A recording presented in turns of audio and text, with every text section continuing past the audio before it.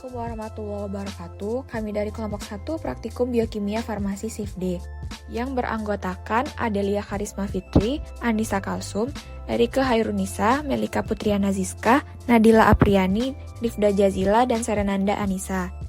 Percobaan kali ini kami akan melakukan uji kualitatif protein. Protein merupakan rangkaian asam amino dengan ikatan peptida. 3/4 zat padat tubuh terdiri dari protein, yaitu otot, enzim, protein plasma, antibodi, dan hormon. Banyak protein terdiri dari ikatan kompleks dengan fibril atau disebut protein fibrosa.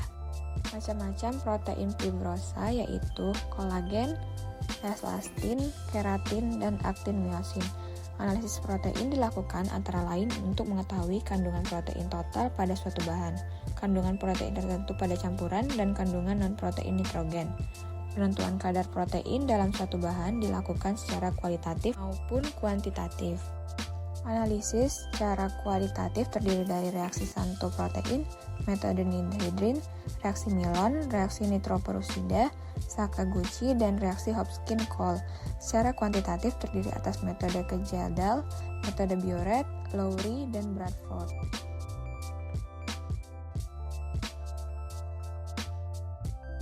Percobaan pertama, sampel diberi perlakuan cuka.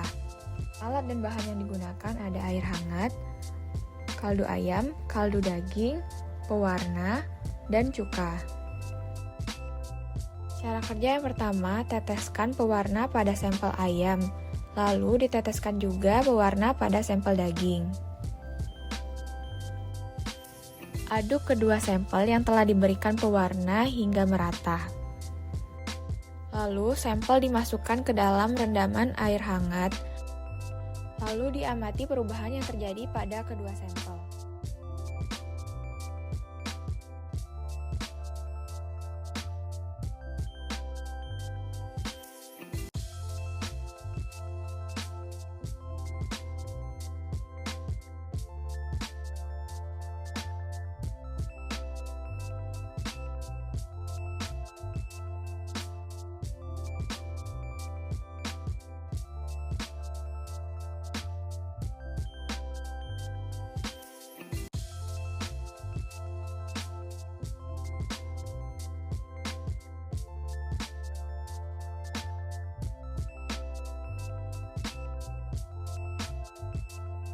Selanjutnya, sampel diberikan air sabun.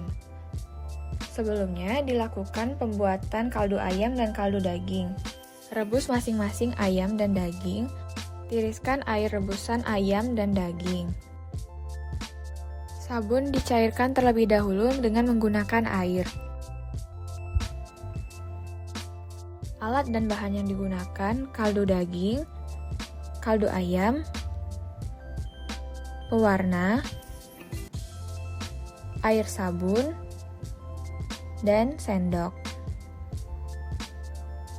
Percobaan dilakukan dengan memasukkan pewarna pada kaldu daging dan kaldu ayam, lalu diaduk hingga rata.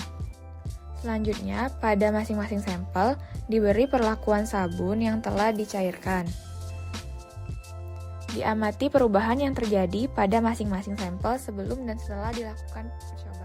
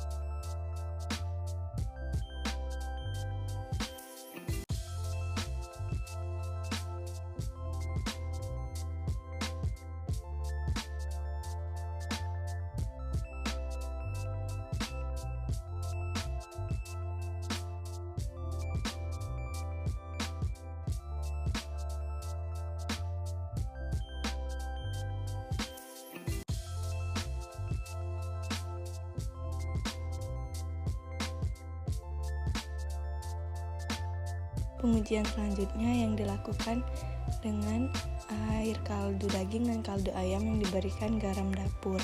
Berikut alat dan bahan yang digunakan. Ada garam dan ada pewarna. Pertama-tama sampel diwarnai terlebih dahulu.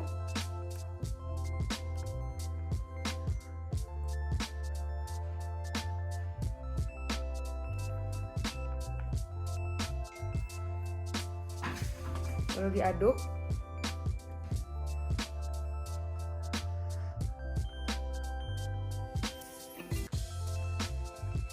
Ini adalah kaldu ayam, dan di sebelah kanan adalah kaldu daging.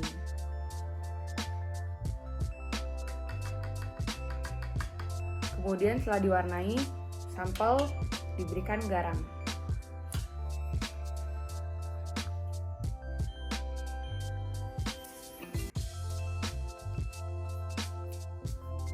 Lalu diamati apa yang terjadi pada sampel. Ini adalah sampel setelah diamati. Ini adalah sampel kaldu ayam dan ini kaldu daging. Terlihat pada sampel kaldu ayam seperti ini.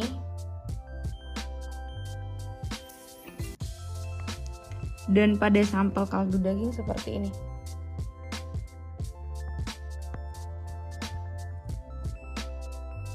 Praktikum kali ini akan membahas uji protein. Tujuan dari percobaan ini diantaranya mengetahui kandungan protein pada sampel yang digunakan.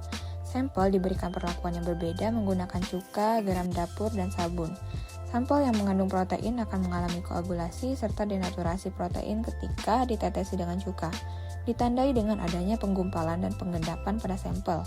Suhu yang tinggi juga memberikan pengaruh terhadap pengendapan protein oleh asam asetat, yaitu laju reaksi yang lebih cepat. Pemberian garam yang mengaruhi pengendapan akibat terjadinya ketidakstabilan koloid dari protein. Sedangkan pada sampel dengan pemberian sabun ternyata menyebabkan adanya pengendapan oleh senyawa fenol yang terkandung pada sampel.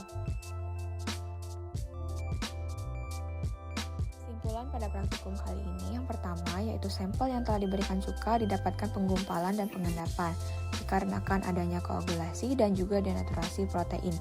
Pengendapan protein oleh asam asetat sangat cepat karena adanya panas. Yang kedua, sampel yang telah diberikan garam didapatkan pengendapan juga.